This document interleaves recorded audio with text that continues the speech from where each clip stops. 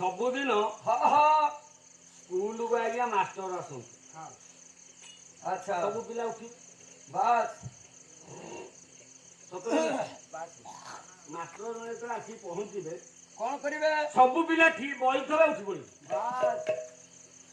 ଦିନେ ଏମିତି ସମୟ ଆସିଲା ବାସ୍ ବାସ୍ ଗୁରୁ ଆଇଲେ ପିଲା ଗୋଟିଏ ଉଠିଲେନି। ନାଇଁ ତେଣୁ ସେହିଭଳି ଭାଇ ଏବେ ରାମ ନାମ ସରିଗଲା। ହୁଳ ହୁଳି ଭାଇ କିମ୍ବା ପାଟି ମନା କଲା। ହରିବୋଳ ହୁଳ ହୁଳି ଆଜି ଏକ ପରେ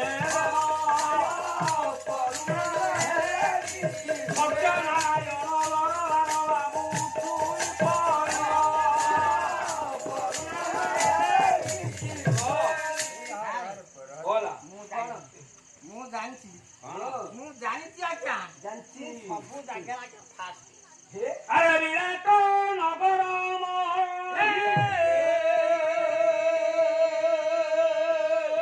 ବିରାଟ ନଗର ମନୋହର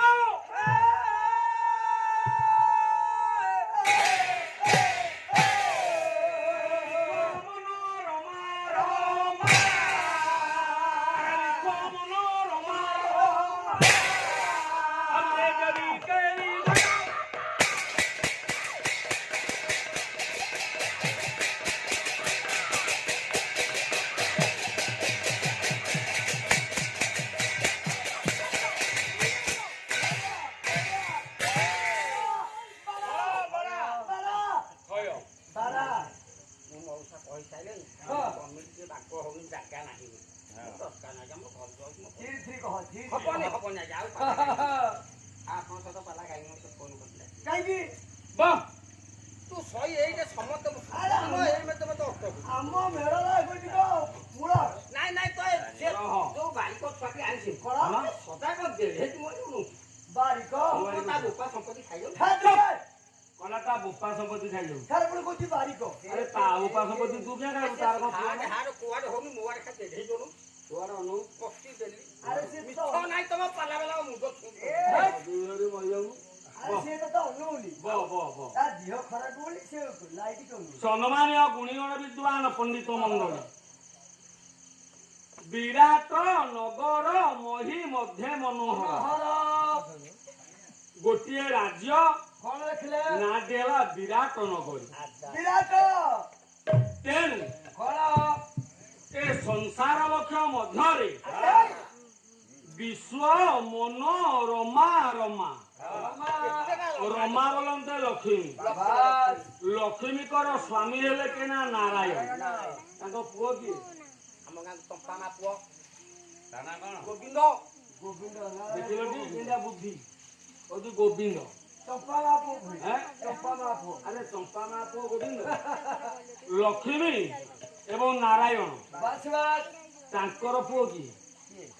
କନ୍ଦର୍ପ ମୁଁ କହିଲା କଣ ଜାଣିନି କହିଥାନ୍ତି କହିଲୁ ଆପଣ ଶିଖିଯିବେ ହଁ ହଁ ଶୁଣ ଯେତେବେଳେ ବାସ୍ ଲକ୍ଷ୍ମୀ ଆଉ ନାରାୟଣ ପ୍ରେମ କରିବାକୁ ଚାହାନ୍ତି ଏ ବୋପା ଭାଇ ଆମେ ଭୋଜି ଖାଇବା ଆପଣ ପାଲା ବେଲା ଯାଇନାହାନ୍ତି ଭୋଜି ଖାଇବାକୁ ଯାଇନାହାନ୍ତି ସେତେବେଳେ କଣ ଏ ମୂର୍ଖଟା ବୋପା ମାକୁ ମଧ୍ୟ ଛାଡେନି ବାସ୍ ବୋପା ମା ଯୋଡ଼ାକୁ ମଧ୍ୟ ସର ମାରେ ଆଜ୍ଞା ତେଣୁ ହେଲା ଚିନ୍ତା କଲେ ଲକ୍ଷ୍ମୀ ନାରାୟଣ ଏଭଳି ଗୋଟିଏ ସ୍ଥାନ ଆମେ ନବା ଯୋଉ ସ୍ଥାନରେ ହଁ କଦାପି ହେଲେ କନ୍ଦର୍ପର ଦୃଷ୍ଟିଗୋଚର ହୋଇପାରିବ ନାହିଁ। ପାରିବନି ସହି ଆମେ ଗାଦି ଜୋରନ୍ଦା ମହିମା ଅରେ ଏଇ ଜାଗା ବୁଝିବା କୋଉଠିକି ମହିମା ଲେଖି ଜୋରନ୍ଦା ଗାଡ଼ି। କେହି ନାହାନ୍ତି ତେଣୁ ଯେତେବେଳେ ଲକ୍ଷ୍ମୀ ନାରାୟଣ ବିଚାର କଲେ ଏଭଳି ଗୋଟିଏ ରାଜ୍ୟ ବାଛିଲେ ଯାହା ନାଁ ହେଲା ଆଜ୍ଞା ବିରାଟ ନଗରୀ। ନଗରୀ ତେଣୁ ଏ ବିରାଟ ନଗରୀରେ ବାସ୍ ବାସ୍ ଯେତେବେଳେ ହଁ ଏ ସମସ୍ତ ଯୋଦ୍ଧା ମାନଙ୍କୁ ନେଇ ସମର ସୀମା ଚାଲିଛି ହେଲା ଏଇ ସମର ସୀମା ମଧ୍ୟରେ ବାସ୍ ବିଚାର କରୁଛନ୍ତି ଏ ପଞ୍ଚ ପାଣ୍ଡବମାନେ କରିବା କଣ। ତେଣୁ ମାମୁଁ ଶକୁନି ପଛାପାଲି ଖେଳାଇ ପଞ୍ଚ ପାଣ୍ଡବକୁ ବନବାସ ଦେଇଛି। ଆଜ୍ଞା ଆଜ୍ଞା ଏହା ପ୍ରଥମ କାର୍ଯ୍ୟକଳାପ। ହଁ ଯଦି ବନବାସ ଗଲେ ପଞ୍ଚ ପାଣ୍ଡବ ବାସ୍ ତେଣୁ ବାସ୍ ଏ ବନବାସ ସମୟରେ ଏ ପଞ୍ଚ ପାଣ୍ଡବ ବନବାସ ଗଲେ ଚାରି ଯୁଗରେ ବନବାସ ଚାରି ଯୁଗରେ କଣ ବନବାସ ସତ୍ୟରେ ବନବାସ କଣ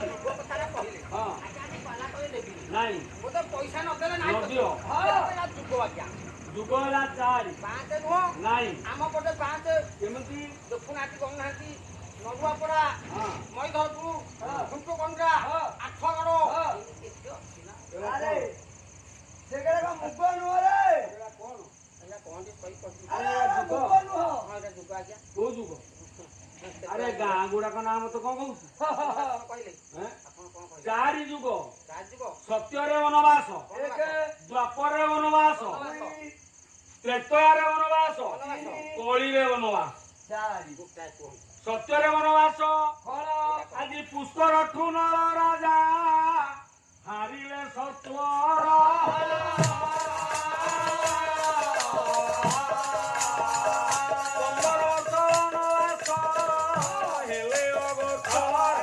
ଧାନ ପକା 15 ବର୍ଷ ବନବାସ ଗଲା କେନା ନଳ ନଳ ପୁଷ୍କରଠୁ ହଁ। ସତ୍ୟ ଯୁଗରେ ଆଜ୍ଞା ତ୍ରେତୟାରେ ସେତେବେଳେ ଆରେ କୈକେୟୀ ଠାରୁ ରାମ ବନବାସ ଘରେ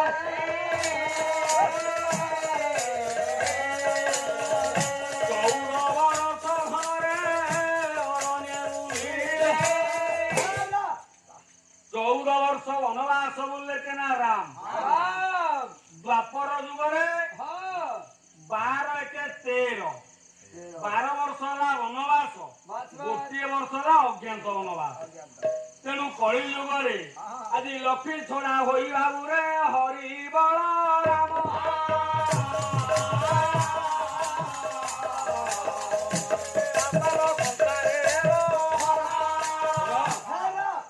ସଂସାର ବକ୍ଷ ମଧ୍ୟରେ କୃଷ୍ଣ ହରି ଓ ବଳରାମ କେ ନାମ ଜଗନ୍ନାଥ ଆଜ୍ଞା ଆଜ୍ଞା ଜଗନ୍ନାଥ ବଳରାମ 12 ବର୍ଷ ଦରିଦ୍ର ହେଇକି ବୁଲିଲେ ତେଣୁ ଯୋଉ 13 ବର୍ଷ ହେଲା ଦ୍ୱାପର ଯୁଗ ହେଲା। ସେ 13 ବର୍ଷକୁ ପୂରଣ କରିବା ପାଇଁ ବାସ୍ ଶକୁନି କହିଲା କାହାକୁ ନା ଦୁର୍ଯ୍ୟୋଧନକୁ ବାସ୍ କହିଲା ଭଣଜା ହଁ ମାମୁଁ କୁହ ଭାଇ କାଇଁ ମାନେ ଉଠିବ କଣ ଭଣଜା କହିଲା ବୁଢାଟା ଆରେ ତୁ କଣ ଭଣଜା ମାମୁଁ କୁହ ଏ ମୂର୍ଖ ପାଣ୍ଡବ ମାନେ ବନବାସକୁ ଯିବେ ବନବାସ ଯିବେ ଯଦି ଏମାନେ 12 ବର୍ଷ ପୂରଣ ପରେ ବାସ୍ ଗୋଟିଏ ବର୍ଷ ଯୋଉ ରହିଲା ଅଜ୍ଞାତ ବନବାସ ବନବାସ ଏ ବନବାସ କାଟିବା ସମୟରେ ତେଣୁ ଆଉ ଥରେ ପାଣ୍ଡବଙ୍କୁ ବନବାସ ହେବ ଭରେ।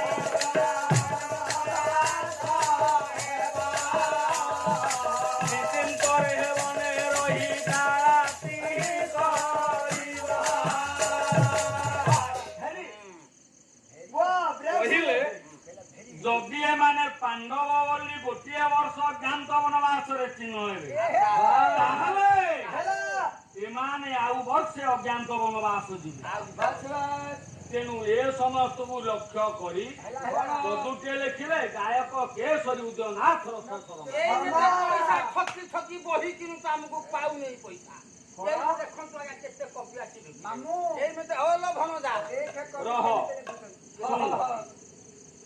ବାପା ଲୋ ପାଲା ଲେଖିଛ ପାଲା ଆଉ ପାଲା ଅଛି ନାଇଁ ନାଇଁ ଏବେ ନାଟ କହିଗଲା ହେଲାଣି କଣ ହାଲା ହେଲାଣି ହେଲା ହେଲା ଏ ପାଲାରେ ପାଲା ନାହିଁ ସବୁ ହାଲା ହଉଛି ବାସ୍ ମାଳିକା ପ୍ରବଚନ ଦେଲେ ଭାଗବତ ପ୍ରବଚନ ଦେଲେ ବାସ୍ ବାସ୍ ପାଲା ସେତେବେଳେ ହେଲା ମଉସା ଦେଖିବାକୁ ଯାଇନ ତମ ଏରିଆରେ କୋଉଠି ହଉଥିବ ମୁନା ଲୋକ ଯାଇଛ ନା ଯାଇନି ମଉସା ମଉସା ଯାଇନ ଯାଇଛି ମାର୍କଣ୍ଡ ବାହିନୀ ପତି ହରି ତ୍ରିପାଠୀ ନରୋତ୍ତମ ମହାପାତ୍ର ପାତ୍ର ଏପଟେ ରହିଲେ ରତାଗଡରେ ଅନୁତରଣା ରାଜୁ ମିଶ୍ର ବାସ୍ ଯେତେ ଯେତେ ବଡ ଗାୟକ ରହିଲେ ପାଲା ହଉଥିଲା ପୂର୍ଣ୍ଣତମ ଗାୟକ ରହମ ସବୁ ଗୋଟିଏ ଗୋଟେ ଲଣ୍ଠନ ଧରିକି ଯାଉଥିଲେ ପାଲା ଦେଖି ବାସ୍ ବାସ୍ ପାଲା ଦେଖିବାକୁ ନ ଶୁଣିବାକୁ ଯାଉଥିଲେ ଆଜ୍ଞା ଆଜ୍ଞା ବର୍ତ୍ତମାନ ଆଉଛନ୍ତି ପାଲା ଦେଖିବାକୁ ପାଲା ଦେଖିବାକୁ ଆସୁନାହାନ୍ତି ପାଲା ହେଲା ଶୁଣିବା ଜିନିଷ ତେଣୁ କଳି ଯୁଗରେ ଆଉ ଶୁଣିବାକୁ ଲୋକ ଭଲ ପାଉନାହାନ୍ତି ଦେଖିବାକୁ ଭଲ ପାଇଲେ କଣ ରେକର୍ଡ ଡ୍ୟାନ୍ସ ଦେଖିବୁ ପାଲା ଦେଖିବାକୁ ମନ ନାହିଁ ସେ ଡ୍ୟାନ୍ସ ଦେଖିବାକୁ ତାର ପରେ ଖାଲି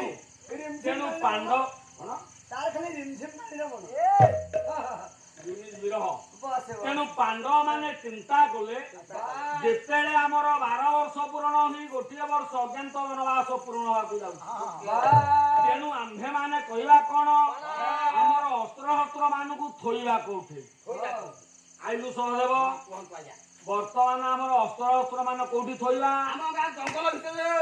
ତମ ଗାଁ ଜଙ୍ଗଲରେ ଦେଖିବେ ପନ୍ଦରୀ ପଡା ଜଙ୍ଗଲ ପନ୍ଦରୀ ପଡା ପଣ୍ଡାରୀ ପଡା ଜଙ୍ଗଲରେ ତୁ ଥୋଇବୁ ହଁ ତାହେଲେ ଯଦି ଜଙ୍ଗଲରେ ତୁ ଥୋଇବୁ ତାହେଲେ ସେ କୋଉ ଗଛରେ ଥୋଇବ କଦମ୍ବ ଗଛ କୋଉ ସେଇଟା କଦମ୍ବ ଗଛ ତାହେଲେ କଦମ ଗଛରେ ସବୁ ଧରିବ ତ ନହେଲେ ଗୋଟେ ପାଲ ପକେଇ ଦିବେ ତୋ ଭଳିଆ ମୂର୍ଖ ପାଳି ଆମ ସାଙ୍ଗରେ 8 ଗଡ ପଟୁ ରହିଛି ଭାରି ଅସୁବିଧା ହେଲା ମାନେ ମୂର୍ଖଙ୍କ ବୋକ ଚାବୁହା ଠିକ ଠିକ ଠିକ ଆଜ୍ଞା ତମ କଣ ମୂର୍ଖ କିଏ ତା ବୋକ ଚାବୁହା କଣ ମୂର୍ଖ ତୁ ତ ମୂର୍ଖ ହଁ ଆପଣ ଯଦି ସମସ୍ତେ ପାଲା ବାଲା ମୂର୍ଖ ହେଲେ ମୁଁ ତାଙ୍କ ବୋକ ଚାବୁହା କାହାକୁ କଥା ବୁଝୁ ମୂର୍ଖଙ୍କର ଆରେ ମୋର ଏ ଗାଡିରୁ ବ୍ୟାଗଟା ନେଇଗଲୁ ହେଲୁ ଆପଣ ନିଜେ କୁହନ୍ତୁ ଆଉ ନବା ଦରକାର ନାହିଁ ମାନିବେ ତ ଶୁଣ ଯେତେବେଳେ ପାଣ୍ଡବ ମାନେ ଚିନ୍ତା କଲେ ଅସ୍ତ୍ର ମାନ ଥୋଇବାକୁ ସହଦେବକୁ ଡାକିଲେ ସହଦେବ କହିଲା ଭାଇ ନା ଅସ୍ତ୍ର କୋଉଠି ଥୋଇବା ଜାଣିଛ ନା କୋଉଠି ଥୋଇବା ନା ଶମୀ ବୃକ୍ଷରେ ଥୋଇବା ତାହେଲେ ଶମୀ ବୃକ୍ଷରେ କାହିଁ ଥୋଇଲେ ବର ଗଛରେ କାହିଁ ଥୋଇଲେନି ହଁ ସେଇ କଥା ଓସ୍ତ ଗଛରେ କାହିଁକି ଥୋଇଲେନି ମାଙ୍କଡ ପଲ ପଲ ଅଛନ୍ତି କୋଉଠି ଓସ୍ତ ଗଛରେ ବର ଗଛରେ ସେଇ ମଧ୍ୟ ଅଛନ୍ତି ବୁଦ୍ଧି କେତେ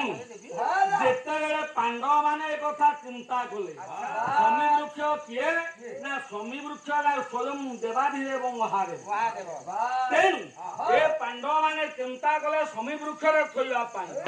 ଏ ଚିନ୍ତା କରିବା ସମୟରେ କରିବା କଣ ନା ଶମୀ ବୃକ୍ଷରେ ହଉ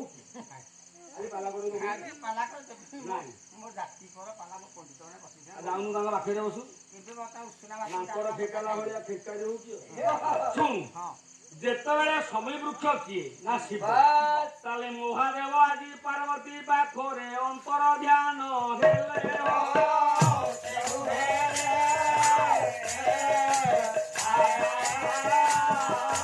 ପାର୍ବତୀ ଆଜି ନ ପାଇ ଶିବଙ୍କୁ ମନେ ବିଚାର କରିଲେ ଦେଖିଲେ ପାର୍ବତୀ ମହାଦେବ ଆଉ ପାଖରେ ନାହାନ୍ତି ଗଲେ କୁଆଡେ ମୟ ଦାନବର ଭଗିନୀ ଅଟଇ ମୋହିନୀ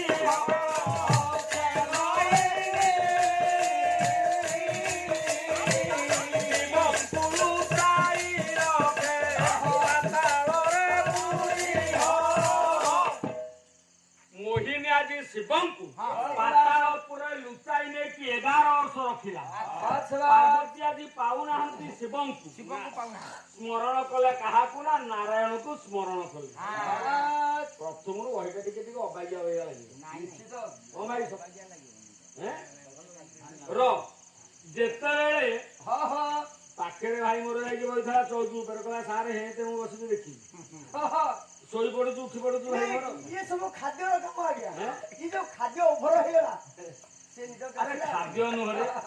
ଆଜିକାଲି ବାପାଲୋ ରୋଗ ମାରି ବସିଲା ଡାଇବେଟିସ ଥାଇରଏଡ ବ୍ଲଡ ପ୍ରେସର ଆଣ୍ଠୁ ଗଣ୍ଠି ବାତ କଣ କରିବା ଆଉ ବସିପାରୁଛି ହାତ ମାନିବେ ଆଉ ମାନେ ମୋ ଖାଇକା ନାହିଁ ଆପଣ ପାଲା ବେଲା ଗୋଟେ ସମସ୍ତେ ରଖୁଛି ମୋ ଖାଇ ଶୁଣୁ ତେଣୁ ପାଣ୍ଡବ ମାନେ ଚିନ୍ତା କରୁଛନ୍ତି କଣ ନା କେଉଁଠି ଆଜି ରହିଲେ ମହାଦେବ କୃଷ୍ଣଙ୍କର ଆଦେଶରେ ଶବ୍ଦ ଭେଦି ବାଣକୁ ମାରିଛି କେନା ଅର୍ଜୁନ ପାତାଳପୁରରୁ ଶିବ ଆଉ ମୋହିନୀ ଦିହିକି ଆଣି ଉପରେ କଚିଲା କେନା ଅର୍ଜୁନ ମୋହିନୀଟି ଆଜ୍ଞା ମଲା ଶିବଙ୍କର ତ୍ରିଶୂଳ ଏବଂ ଅର୍ଜୁନର ତୀର ଦିଟା ଆଜ୍ଞା ଗାର କାଟି ଚାଲିଲା ଯୋଉ ଦିଟା ଗାର କାଟି ଚାଲିଲା ପୃଥିବୀ ଜନ୍ମ ହୋଇଲା ଦାନ ଶମୀ ବୃକ୍ଷ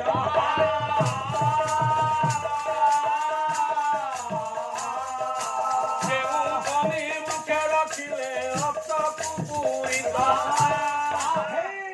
ଶମୀ ବୃକ୍ଷରେ ଅସ୍ତ୍ରଶସ୍ତ୍ର ମାନ ରଖିଲେ। ଆଜ୍ଞା ଯଦି ଅସ୍ତ୍ରଶସ୍ତ୍ର ମାନେ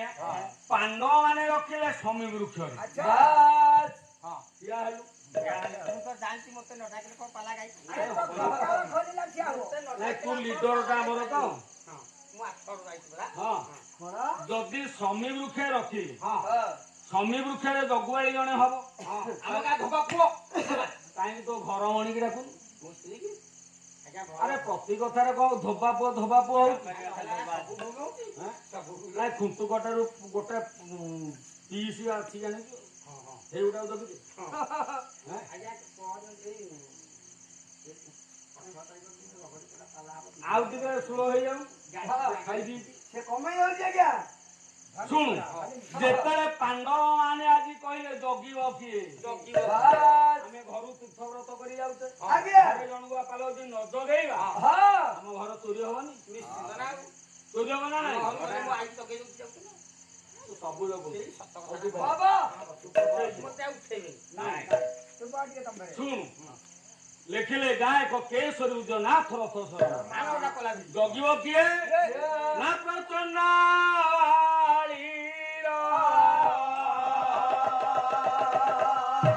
ଆରେ ପ୍ରଚଣ୍ଡାଳୀର ଗୌରବଣୀ କର ଗୌରବଣୀ କର ପ୍ରଚଣ୍ଡାଳୀର ଗୌରବଣୀ କର ଗୌରବଣୀ କର ବ୍ରାହ୍ମଣୀ ମାର ହରିଦା ତାର ହରିଦା ଏଇ ଦେଖେ ବେଙ୍ଗ ପୁଟା ନା କିନ୍ତୁ ହରିଛି ବୁଢୀ ଥଇଲା। ବୁଢୀ ଯୋଉ ଯେତେବେଳେ ଆଦ୍ରା ବଳିକି ତା ସ୍ତ୍ରୀ କି ଜଗେଇ ଦେଖି ଗଲେ। ଆଚ୍ଛା ବାସ୍ ଯଦି ଆଦ୍ରାମଣୀର ସ୍ତ୍ରୀ ଜଗିଲା ହଁ ଯେତେବେଳେ ବାସ୍ ବାସ୍ ବିରାଟପୁରେ ରହିଲେ ଗୋଧନ ହରଣ କଲେ କିଏ? ନା ପଞ୍ଚ ପାଣ୍ଡବ। ହଁ ଜଗିଥିଲା କିଏ? ନା ଉତ୍ତରକୁ ନେଇଗଲା ଅର୍ଜୁନ। ଆଜି କେହୁ ନ୍ୟାୟ ଉତ୍ତରକୁ ବାବୁ ଅର୍ଜୁନ ନ କହିଲା।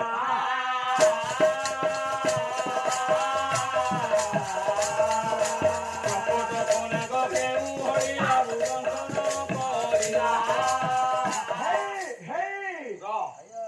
ତେଣୁ ସବୁଯାକ ଥୋଇଲେ ରେ ତାରି ଉପରେ ତାରି ଗୁମ୍ଫା ଭିତରେ ଥୋଇଲେ। ଏ ଗୁମ୍ଫାଟା କୋଉଠି ଜାଣିଛୁ? ଯୋଉ ଶମୀ ବୃକ୍ଷ ତାର ଯୋଉ କୋରଡ କୋଉଠି କହିବୁ? ପାଲାଟା କାହିଁକି ପାଲା ବାଗ ଲାଗିବ ବାଗ ଲାଗିବ ତାହେଲେ କହିବୁ କୋଉଠି ଥୋଇଲେ ଏବଂ ସେ ଜାଗାଟା କୋଉଠି? ମାମୁଁ ଓଲୋ ଭଣଜା ସେ ଜାଗାଟା କଣ ଏଇଟା ମୁଁ କଣ ଜାଣିନି ବେ ତୋର ଅଦ୍ଭୁତ କଥା କହୁଛ କହୁନୁ ଆଉ ମୁଁ ଏଇଟା କଣ ଜାଣିନି କୋଉଠି? କୋଉଠି ଖଣ୍ଡଗି ଜାଗା ଏ କହିଲା ଗୁମ୍ଫା ଖଣ୍ଡଗିରି। ଖଣ୍ଡଗିରି ଗୁମ୍ଫାରେ ଥୋଇଲେ ବାଃ ଆରେ ପାଣ୍ଡବ ମାନେ ତ ବନବାସ ଯିବେ। ବିରାଟପୁରଟା କୋଉଠି?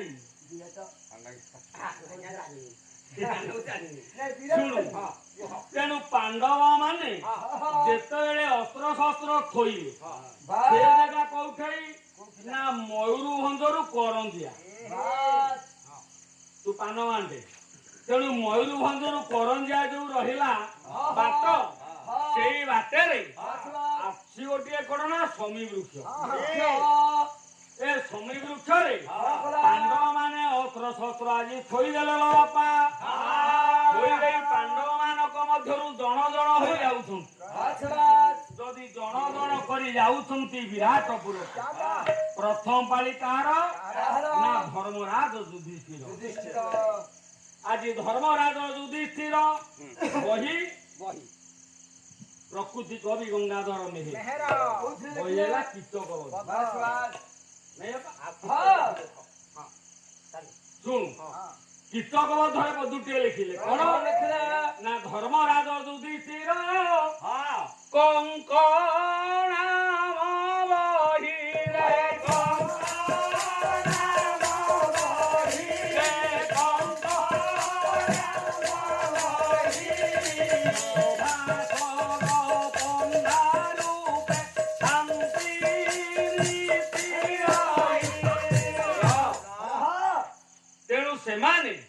ସଭାସଦ ପଣ୍ଡା ରୂପରେ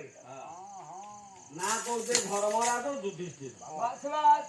ନା ନାଇଁ ବାପା? ଆଜ୍ଞା ଯଦି ଧର୍ମରାଜ ଯୁଧିଷ୍ଠିର ଆମେ କହିଲେ ଆଚ୍ଛା ଆଚ୍ଛା ଆଚ୍ଛା ତାହେଲେ ଧର୍ମରାଜ ଯୁଧିଷ୍ଠିର ବ୍ରାହ୍ମଣ ବେଶରେ କାହିଁକି ଗଲେ? କଣ ପାଇଁ କଣ ପାଇଁ ଗଲେ? ସିଏ କାହିଁକି ଜଣେ ସୈନିକ ହେଇଗଲେ? ସେଇ କଥା କାହିଁକି? କଣ ଖାଦ୍ୟ ବେଶୀ ନଥା ଦୁର୍ବଳ ଜାତି ହେଇଯାଇଥା ଏଇ! ପିଟୁଆలు କଣ ନା ଭଲ ଏରା ବ୍ରାହ୍ମଣ ଟିକେ ଦୁର୍ବଳ ବୋଲି ସେ ତତେ ମୁଁ ପଚାରୁଛି ଆଉ ପାରିବେନି ଯାହା ଟିକେ ଆରେ ବାହାରେ ତତେ ମୁଁ ପଚାରୁଛି ନହେଲା ନାହିଁ ସବୁ ଭୁଲ ମୁଁ ପଚାରୁଛି ବାପା ମାନଙ୍କୁ କହ ତେଣୁ ଧର୍ମରାଜ ଯୁଧିଷ୍ଠିର ବାସ୍ ବିରାଟପୁରକୁ ଯୋଉ ଗଲେ ବାସ୍ ବାସ୍ ଏ ସଭା ପଣ୍ଡା ହେଇ କାହିଁ ଗଲେ? କଣ ପାଇଁ କାହିଁ ଜଣେ ସୈନିକ ହେଲେନି? ବାସ୍ ସେଇ କଥା କାହିଁକି ଜଣେ ଧନୁଧର ହେଇଗଲେନି? ହଁ କାହିଁକି ଗୋଟେ ପୂଜା ପଣ୍ଡା ରୂପ ଧରିବେ? ସଭା ପଣ୍ଡା ହେଇକି ଗଲେ ବ୍ରାହ୍ମଣ ରୂପକୁ ଧରିଗଲା। କଣ ପାଇଁ ବ୍ରାହ୍ମଣ ତାହେଲେ ବ୍ରାହ୍ମଣ ରୂପ ଯୋଉ ଧରିଛି ସେ ଠିକ କରିଛି ନା ଆଜ୍ଞା ଭୁଲ କଲା? ଜାଣିବା ଜାଣିବା କେମିତି ର ତୁ ମୁଣ୍ଡ ପାଇବୁ ନହେଲା ନାହିଁ ଆଉ କଣ ଆଜ୍ଞା ଠିକ କରିଛି ନା ଭୁଲ କରିଛି? ଠିକ ଅଛି ଠିକ କରିଛି ଯୁଧିଷ୍ଠିର ବାପା ଠିକ କରିଛି ଠିକ ଆଜ୍ଞା ଠିକ ଭୁଲ କରିଛି କଣ ପାଇଁ ଆଜ୍ଞା ଭୁଲ କରିଛି କେନା ଧର୍ମରାଜ ଯୁଧିଷ୍ଠିର ଆଜି ପୂଜା ପଣ୍ଡା ହୋଇ ନ ଗଲେ ମନରେ ବିଚାର କରିଲା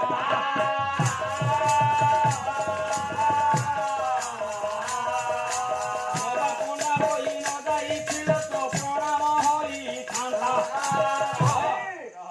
ଯଦି ବେଶ ପରିବର୍ତ୍ତନ କରିକି ଯାଇଥାନ୍ତା କିଏ ନା ଯୁଧିଷ୍ଠିର ବାସ୍ ବାସ୍ ପ୍ରଣାମ କରିଥାନ୍ତା କାହାକୁ? ବିରାଟକୁ ହଁ ଯଦି ବିରାଟକୁ ପ୍ରଣାମ କରିଥାନ୍ତା କିଏ ନା ଧର୍ମରାଜ ଯୁଧିଷ୍ଠିର ଯୁଧିଷ୍ଠିର ବିରାଟ ପୁରୁଷ ହେଉଛି କିଏ ନା ଧର୍ମରାଜ ଯୁଧିଷ୍ଠିର ଯୁଧିଷ୍ଠିର ପୁଣ୍ୟ ଶ୍ଲୋକ ଯୁଧିଷ୍ଠିର ହଁ ତେଣୁ ଯଦି ପୁଣ୍ୟ ଶ୍ଲୋକ ହେଲା ନଳ ରାଜା ବାସ୍ ପୁଣ୍ୟ ବାସ୍ ଶ୍ଲୋକ ଜନାର୍ଦ୍ଦନ ହଁ। ପୁଣ୍ୟ ଶ୍ଲୋକ ବୈଦେହୀଶ ବାସ୍ ବାପା ସତ ନା ମିଛ? ତେଣୁ ପୁଣ୍ୟ ଶ୍ଲୋକ ହେଲା କିଏ ନା ଯୁଧିଷ୍ଠିର ହଁ ହଁ ସିଏ ଯଦି ଯାଇକି ପ୍ରଣାମ କରିବ କାହାକୁ ନା ବିରାଟକୁ ଆଜି ବିରାଟ ରାଜାକୁ ପ୍ରଣାମ କରିଲେ ବିରାଟ ଗୋଟା ଜଳିବ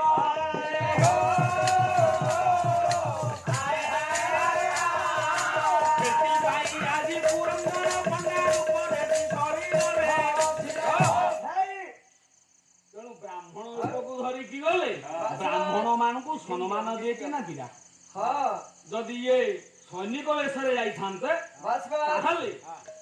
ପ୍ରଣାମ କରିଥାନ୍ତା କାହାକୁ ନା ବିରାଟକୁ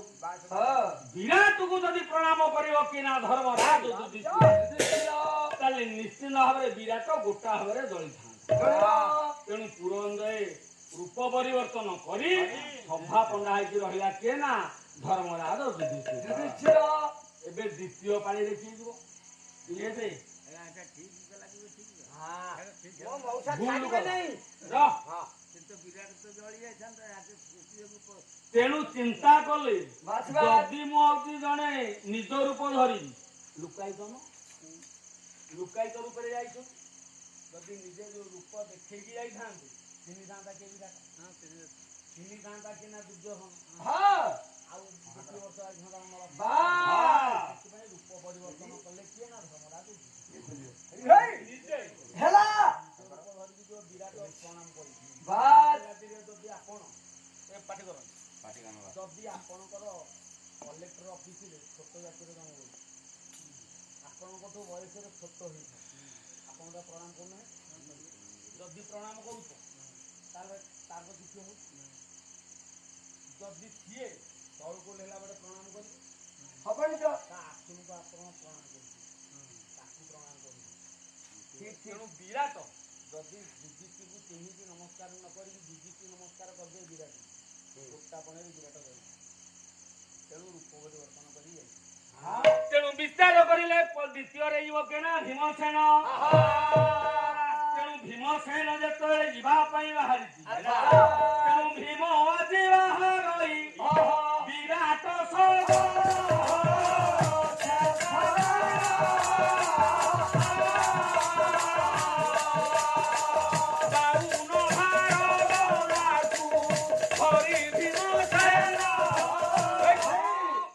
ଭୀମସେନ କରିଛୁ ନା ବାଉନ ଭାର ଗଦାକୁ କାନ୍ଧରେ ଧରି ପହଞ୍ଚିବା ପାଇଁ ଯେତେବେଳେ ଚିନ୍ତା କରୁଛି ଜଗିଲା କିଏ ନା ସହଦେବ କହିଲା ଭାଇ ବାଉନୁ ହାର ଗଦାକୁ ଥୁଅ କାହିଁକି ତମ ଅସୁବିଧା କହୁଛି ଚିହ୍ନିବ ବିରାଟପୁର ଅଛି କି ନା କିଚକ ଏଇଟା କଣ ଗଦା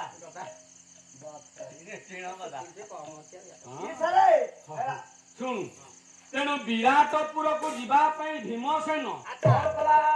ରୋଷେଇଆ ପଣ୍ଡା ହେଇକି ଗଲା ଗୋଟେ ରୋଷେଇଆ ପଣ୍ଡା ହେଇକି ଗଲା ତାହେଲେ ଭୀମସେନ କାହିଁ ରୋଷେଇଆ ପଣ୍ଡା ହେଲା କଣ ପାଇଁ କୁହ କାହିଁକି ଯୁଧିଷ୍ଠିର ହେଲେନି ରୋଷେଇଆ ପଣ୍ଡା ସେଇ କଥା କିଆ ହେଲେନି ଶୁଣୁ କାହିଁକି କଣ ନା ଯେତେବେଳେ 7 ବର୍ଷର ବାଳକ ହେଇଛି ନା ଭୀମ ମା କରୁଛି କଣ ନା ଅଗ୍ନି ପୂଜା କରୁଛି ପାଖରେ କଦଳୀ ଟିଏ ଥୋଇଛି ଭୀମ 7 ବର୍ଷର ଛୋଟିଆ ପିଲା ସେଇ ବାଟରେ ଯାଉଛି କହିଲା ମା ଲୋ କଦଳୀଟା ଦଉନୁ ଖାଇବି କିଛି ନାହିଁ ଆମ ବସା ଦି କାନି ଥୁଆ ହେଇଛି ଦି କାନି କଥା ମା କହିଲା ଏ ପୁଅ ଭୀମରେ ଇଏ ପାରା ଅଗ୍ନି ମହାପୁରୁ ଖାଇବେ ମୁଁ ଖାଇବିନି ଅଗ୍ନି ମହାପୁରୁ ଖାଇବେ ତୁ ଭୀମ ଖାଇପାରିବୁନି ତେଣୁ ଜଳପାନ ପାଇଁ ଭୀମସେନ ଆଜି ଆହାରକୁ ଘେନି ଗଲା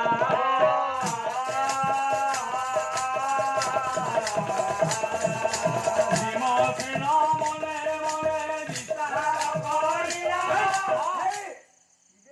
ଭୀମସେନ କଦଳୀଟାକୁ ଧରିକି ଦୌଡ଼ିଲା ଯେତେବେଳେ ଦୌଡ଼ିଛି ଆଜି ଖାଦ୍ୟପ୍ରୟ ହେଲା ଆଜ୍ଞା କିଏ ନା ଭୀମ ତେଣୁ ତେଳେ କଦଳୀଟାକୁ ଧରିକି ଦୌଡ଼ିଛି ଜଗିଲା ମା କୁନ୍ତି ଆଉ ଭୀମ ହାଡ କୁଆ ଯାଉଛୁ ହାଡି ସେଇଟା ହାଡ କୁଆ ଯାଉଛୁ ର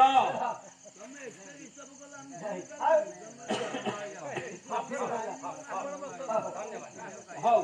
ର ଯେତେବେଳେ ଆଜ୍ଞା କଦଳୀଟାକୁ ଧରିକି ଯାଉଛି କେନା ଦୌଡୁଛି ଭୀମ ମା ଡାକିଲା କୁନ୍ତି ଦେବୀ ଭୀମରେ ଏ ଭୀମ କହିଲା କଣ ମା ନା କଦଳୀଟା ଦଉନୁ ଅଗ୍ନି ମହାପୁରୁ ଖାଇବେ ନା ମା ମୁଁ ଆକୁ ଖାଇସାରିଲିଣି ନା ଭୀମ କଣ କଲୁ ଧଇଲା ମା ଆଜି ତେନ୍ତୁଳି ଛାଟ ଗୋଡେଇଛି ଭୀମ ଭୀମ ହେଠି ଡାକୁଛି ଆରେ କେଉଁଠି ଅଛ ଅଗ୍ନି ଦେବତା ହେ ମତେ ଆସି ରକ୍ଷା କର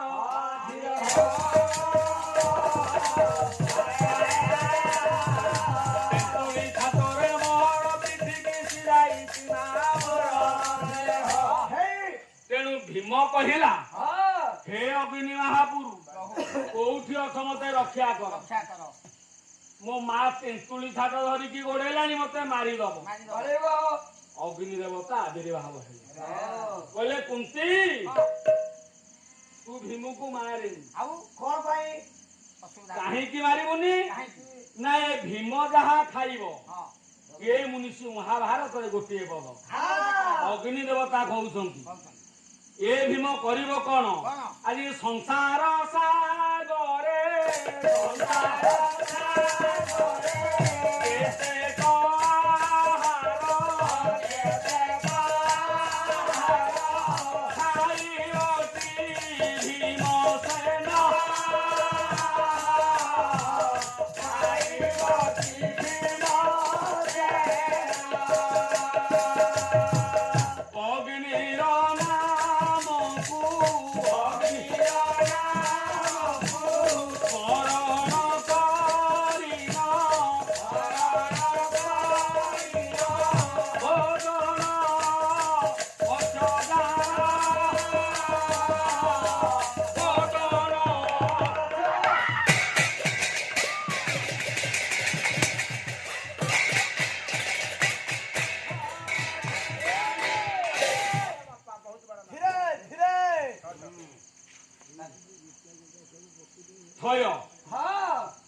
ଯେତେବେଳେ ଅଗ୍ନି ମହାପୁରୁ ଆବିର୍ଭାବ ହେଲେ କହିଲେ ରହିଲା କୁନ୍ତି ଭୀମ ଯଦି ସଂସାର ଯାକର ଖାଦ୍ୟ ବସ୍ତୁ ଖାଇଦବ ଅଗ୍ନି ନାମକୁ ସ୍ମରଣ କରିନ ଉଦରେ ମାରିଦବ ହାତଟାକୁ ତାହେଲେ ସବୁ ତାର ଜୀର୍ଣ୍ଣ ହୋଇଗଲ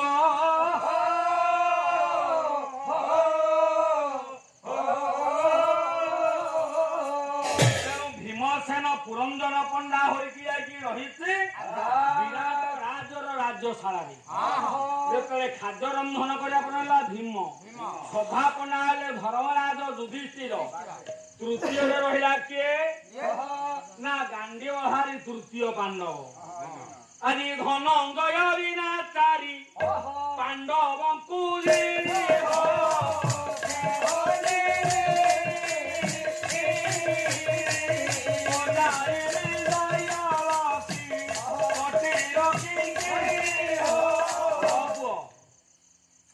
ଭୀମସେନ ଗଲା ପାଳି ପଡିଛି କାରଣ ତୃତୀୟ ପାଣ୍ଡବ ଅର୍ଜୁନ ତାହେଲେ ଅର୍ଜୁନ ଯିବ କଣ କଲା ଯଦି ଅର୍ଜୁନ ଆଜି ଯେତେବେଳେ ବାହାରିଲା ସେ ଚିନ୍ତା କଲା ଇଏ ତ ସଭାପଣ୍ଡା ହେଇକି ଗଲା କିଏ ନା ଯୁଧିଷ୍ଠିର ଭୀମ ତ ହେଲାଣି ରୋଷେଇଆ ପଣ୍ଡା ତାହେଲେ ତମେ ଭାଇ କଣ ରୂପ କରିବ ଦିନେ ଯାଇଥିଲା ଇନ୍ଦ୍ରପୁରକୁ ନା ଅର୍ଜୁନ ତେଣୁ ବେଶ୍ୟାସକ ତ ଦେଖିଲା କିଏ ନା ଉର୍ବଶୀ ଦେଖିଲା ଅର୍ଜୁନ ଏକ ଦିନ ଇନ୍ଦ୍ରପୁରେ କରିଲା ଗମନ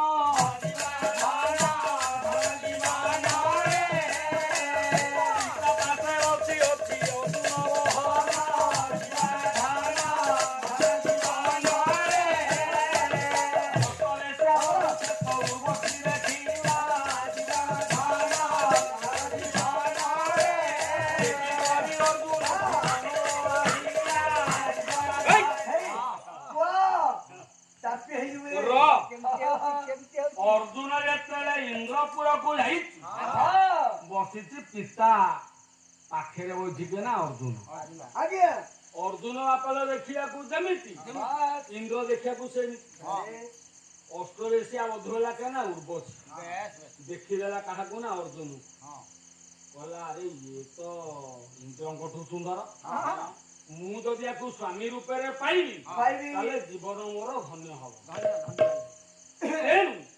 ଆଜି ଅର୍ଜୁନ କହିଲା ତୁମେ ମୋର ଗୋଟିଏ ରାତିକ ପାଇଁ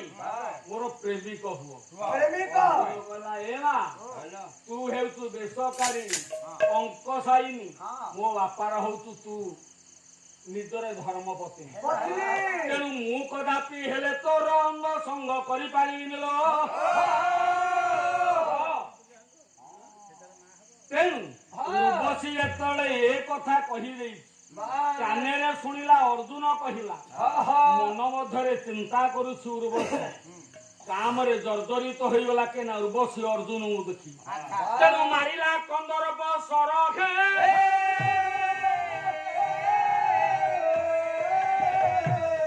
ମାରିଲା କନ୍ଦର୍ପ ସର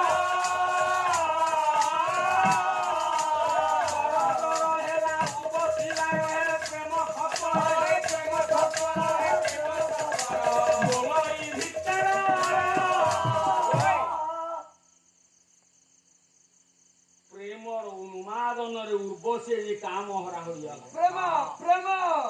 ଅର୍ଜୁନ କୁ ଆଜି ଅଭିଶାପ ଦେଇଛି କହିଲା ଏ ଶରୀର ଯେତେବେଳେ ମୋର ଆଜି ତୋତେ ପାଇବା ପାଇଁ ଆନନ୍ଦ ଲାଭ କରିବା ପାଇଁ ଚାହୁଁଛି ତୁ ମତେ ଆଜି କାମ ଶକ୍ତରୁ ମୁକ୍ତି କରିବା ପାଇଁ ଆଜି ମୋ ସହିତ ପ୍ରେମ କରୁନୁ ତେଣୁ ଏ ଅର୍ଜୁନ ମୁଁ ତୋତେ ଅଭିଶାପ ଦେଉଛି ତେଣୁ ଗୋଟିଏ ବର୍ଷ ଅର୍ଜୁନରେ ରୂପ ପରିବର୍ତ୍ତନ ହେବ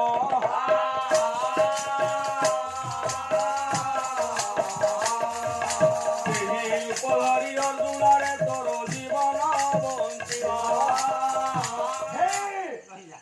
ଅର୍ଜୁନକୁ ଏ ଅଭିଶାପଟା ଦେଇଛି କେ ନା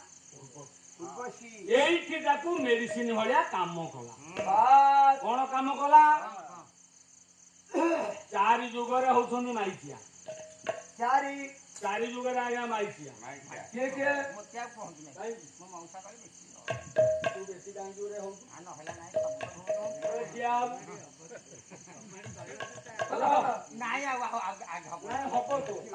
ମୁଁ ଯେତେବେଳେ କହୁଛି ତୁ ଠିଆ ହବ ଶୁଣୁ ନାଇଁ ମଉସା କହିବ ତୁ ଉଠିବୁ ହଁ ଶୁଣୁ ସତ୍ୟ ଯୁଗର ମାଇଚିଆ କିଏ ତ୍ରେତୟା ଯୁଗରେ ମାଇଚିଆ କିଏ ଦ୍ୱାପର ଯୁଗରେ ମାଇଚିଆ କିଏ ଆଉ କଳିରେ ମାଇଚିଆ ସତ୍ୟରେ ମାଇଚିଆ କିଏ କହ ମୁଁ ଦେଖିଛି ଆଜ୍ଞା କିଏ ଯୋଉ ଛକା ବାଡୁଛନ୍ତି ବେହେନା ବେହେନା କହିଲା ସତ୍ୟ ଯୁଗରେ ଛକା ବେହେନା ବେହେନା ହେଲା ତାହେଲେ କଳି ଯୁଗରେ କିଏ ମୁଁ ଜାଣିଛି କିଏ ଆମ ଗାଁ ଭାସ୍କର ଝିଅ ଭାଷା ସାହୁ ଝିଅ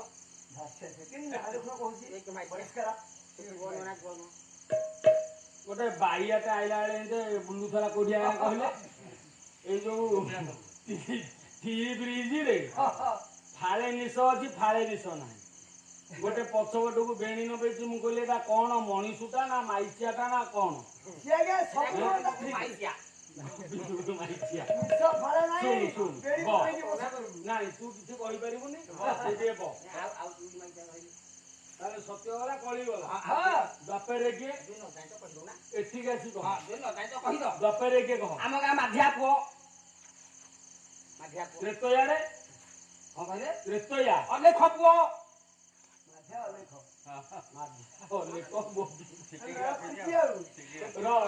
ମାଇକିଆଟା ହଁ ମାଇଚିଆ ତୁ ଗୋଟିଏ ଅଣ୍ଡିରି ପୋତ ଗାଁରେ ଅଛୁ ଯେତେବେଳେ ସତ୍ୟ ତ୍ରେତୟା ଦ୍ୱାପର ଆଜ୍ଞା କଳି ଏ ଚାରି ଯୁଗରେ ଚାରିଟା ମାଇଚିଆ ଚାରିଟା ମାଇଚିଆ କେମିତି ନା ସତ୍ୟ ଯୁଗରେ ଗୋଟିଏ ମାଇଚିଆ ବହି ବହି ମୁଁ ଯଦି କହି ଆପଣ ଶିଖିଯିବେ ଯୋଗାବ୍ୟାସ ରାମାୟଣ ନା ଅଚ୍ୟୁତାନନ୍ଦଙ୍କର ଚକ୍ର ଖେଳ ମଉସା କଣ ଲେଖିଲେ ନା ବ୍ରହ୍ମା ବିଷ୍ଣୁ ମହେଶ୍ୱର ଜନ୍ମ ହେଲେ ଯୋଗମାୟାଙ୍କ ଠାରୁ ହେଲେ ଭଣଜା ଏଇ ମତେ ସବୁତକ ପଇସା ନେଇକି ବହି କିଣୁଥିଲି ଆଜ୍ଞା ଆଉ ହଉନି ମୋ ସ୍ତ୍ରୀ ମତେ କାଲି ଫୋନ କରିଥିଲା ଟିକେ ନୂଆ ପଇସା ତେଣୁ ଆଦି ମାତା ଠାରୁ ବ୍ରହ୍ମା ବିଷ୍ଣୁ ବାବୁ ହୋଇଲେ ରେ ଜନ୍ମ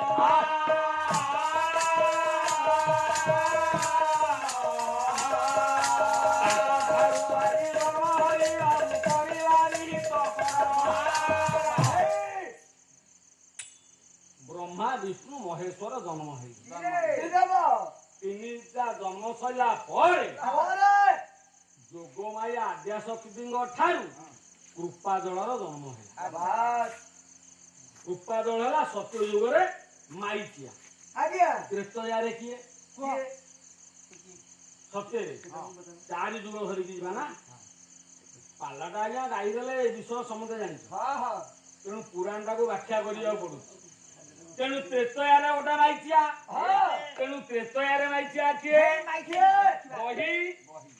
ଏବଂ କବି ବସୁ ସାହିତ୍ୟ ଏ ଯାଜପୁର କବି କୃଷ୍ଣ ପ୍ରସାଦ ବସୁ କଣ କହିଲେ ଭାଇନା ଜଣେ ଅଛି ମାଇଚିଆ ଲକ୍ଷଣ ଯାଇଛି ଯଜ୍ଞ ଭଣ୍ଡ କରିବା ପାଇଁ ବସିକି ଯଜ୍ଞ କରୁଛି ଯଜ୍ଞ କୁଣ୍ଡରେ ଆହୁତି ଦେଉଛି ଆହୁତି ଦେବା ସମୟରେ ପହଞ୍ଚିଛି ପହଞ୍ଚିଲା କିଏ ନା ଇନ୍ଦ୍ରଜିତ ପାଖରେ ଲକ୍ଷ୍ମଣ ପହଞ୍ଚିଛି ହନୁମାନ ପହଞ୍ଚିଛି ବିଭୀଷଣ ମଧ୍ୟ ପହଞ୍ଚିଛି ଇନ୍ଦ୍ରଜିତ ଅନେଇଲା କହିଲା କକା କୁଆଡେ ଆଇଲୁ ଆରେ ଜାଣିଲି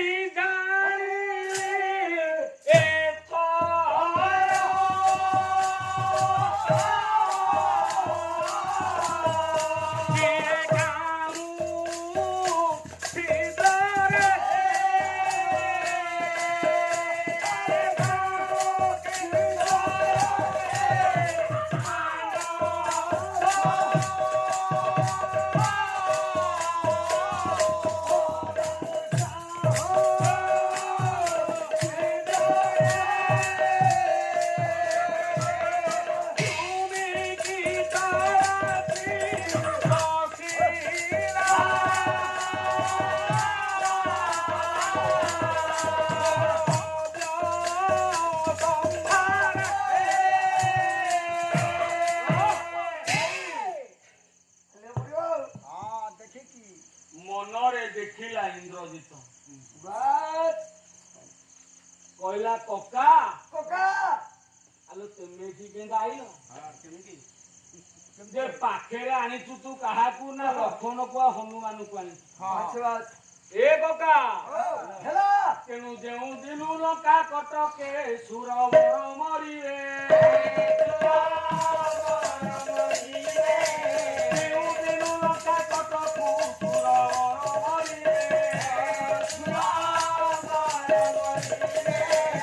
ଏହି ଦିନରେ ହେଇଥିବ ପୁରା ଯାହାରେ ସହଦରେ କହିଲି ଇନ୍ଦ୍ରଜିତ କହୁଛି ଯୋଉ ଦିନ ଲଙ୍କା କଟକରୁ ବୀର ଶୂନ୍ୟ ହବ ଆଉ ଗୋଟିଏ ତ ବୀର ନଥିବେ ସବୁ ଥିବେ କଣ ନା ବିଧବା ଆରେ ଯେଉଁ ଦିନ ଲଙ୍କା କଟକରୁ ବୀର ଶୂନ୍ୟ ହେବେ ଏ ଲକ୍ଷଣ ମହାପୁରୁ କଣ କରିବ ଜାଣିଛ ଏ ରାଣ୍ଡି ମାନଙ୍କ ଗହଣରେ ରାଣ୍ଡୁଆଟାକୁ ରାଜା କରିବ ହେ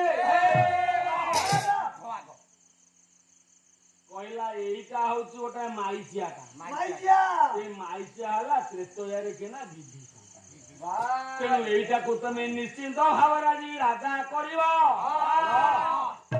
ଏ କଥାକୁ ବିଚାର କରି ଯେତେବେଳେ ସତ୍ୟ ଗଲା ତ୍ରେତୟା ଗଲା ଦ୍ୱାପର ଯୁଗରେ ହେଲା ଅର୍ଜୁନ ମାଇଚିଆ ଆଉ ଗୋଟେ କିଏ ନା ଶ୍ରୀଖଣ୍ଡି ଗୋଟାକୁ ଦେଖି କରି ଭୀଷ୍ମ ସର ତ୍ୟାଗ କରିଦେଲା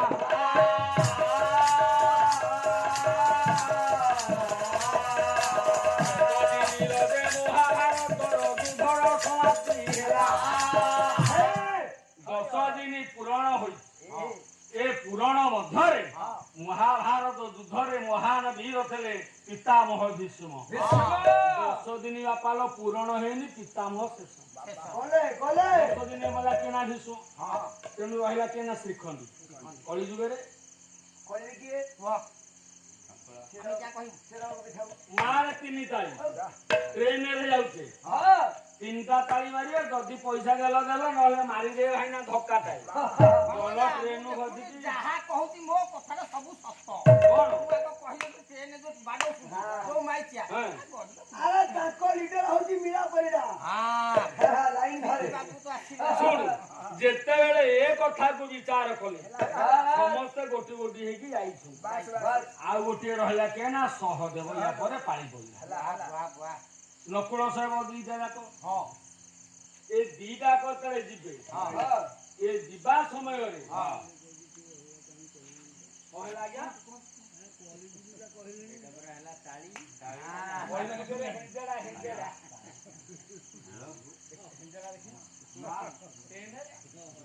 ତେଣୁ ଯେତେବେଳେ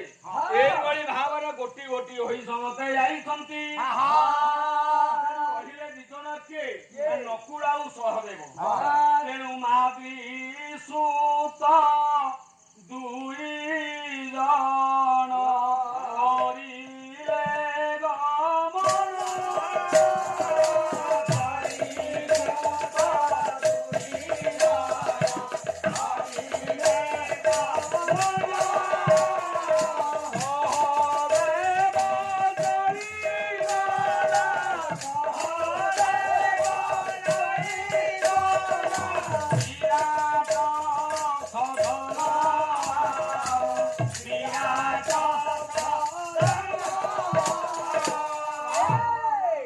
ଗମନ ପାଳି ପଇଲା କାରଣ ବିରାଟ ପୁଅ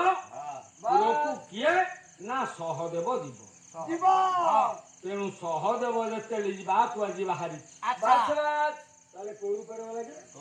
ଘୋଡ଼ା ନେଇକି ଯାଇଥିଲା ଘୋଡ଼ା ସହଦେବ ଘୋଡ଼ା ନେଇକି ଯାଇଥିଲା ମୁଁ ଦେଖିଛି ଘୋଡ଼ା ତୁତ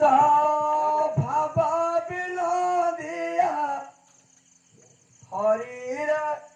କଳା ତିନି ଗିଲାସ ଥଣ୍ଡା